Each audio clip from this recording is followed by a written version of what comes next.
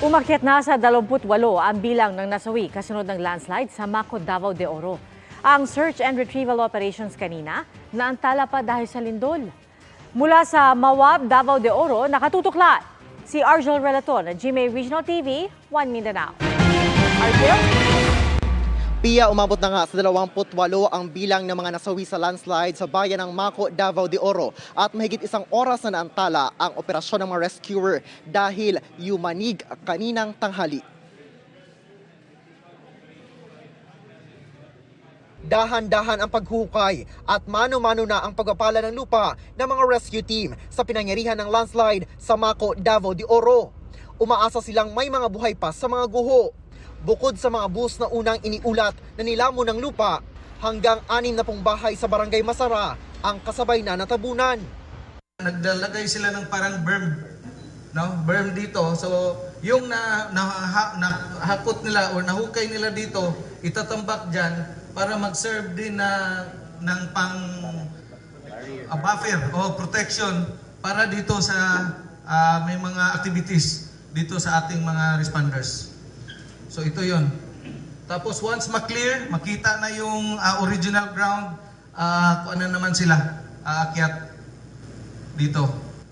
Although ang volume ng kuan din na retrieve ng mga bodies is yung nandito banda.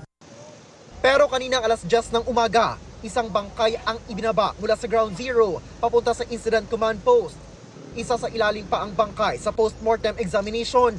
Nakaantala naman sa operasyon ang magkasunod na lindol na naramdaman kaninang umaga at pasado tanghali. Pinahinto muna ang operasyon sa Ground Zero nang maramdaman ang 5.8 magnitude na lindol pasado alas 11 ng umaga na ang sentro ay nasa Agusan del Norte. Nag-evac yung ating mga rescuers, pumunta sa safer grounds. Nandoon lang yun sa vicinity. But unfortunately, nagkaroon ng movement yung kung saan yung may nagkaroon ng landslide, kaya nag-alis talaga sila. 5.2 magnitude ang kasunod na lindol na ang sentro naman ay sa Esperanza, Agusan del Sur. Ngayong araw, 28 na ang kumpirmadong namatay, 77 ang nawawala at 32 ang sugatan.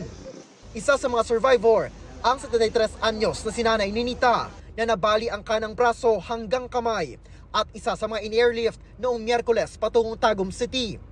Nakatakda na siyang makalabas sa ospital pero may trauma pa rin daw siya sa pagguho. Dili may matulog di sa balay kay nakahibalo ko nga murag dili na gyud maayo. Magkahulog-hulog magud ang yuta. Dung yuta gamay, tubig gamay. Nawala man ang kanyang bahay at kabuhayan, nagpapasalamat pa rin siya sa kinonsiderang ikalawang buhay. Ang Ginoo akong gipasalamatan kay gihatagan ko niya ikaduhang kinabuhi. Mao ra gyud na. Ug sa mga tawo nga nagtabang sa amua. Ayon sa Apex Mining, nagbibigay raw sila ng food packs, tubig at serbisyong medikal sa mga apektadong komunidad. Nakikipag-ugnayan din daw sila sa DSWD sa pagbibigay ng psychosocial trauma counseling sa mga naapektuhan ng pagguho. Pia, hanggang sa ngayon ay umaasa pa rin ang mga rescuer na may mahuhukay pang buhay na tao sa Ground Zero. Magpapatuloy naman bukas ang isasagawa nila ng rescue at retrieval operations. Pia. Maraming salamat, Argel Relator ng GMA Regional TV, 1 Mindanao. Mga kapuso, patuloy na tumutok sa mga balita. Mag-subscribe sa GMA Integrated News sa YouTube. Sa mga kapuso abroad, samahan niyo kami sa GMA Pinoy TV at www.gmanews.tv.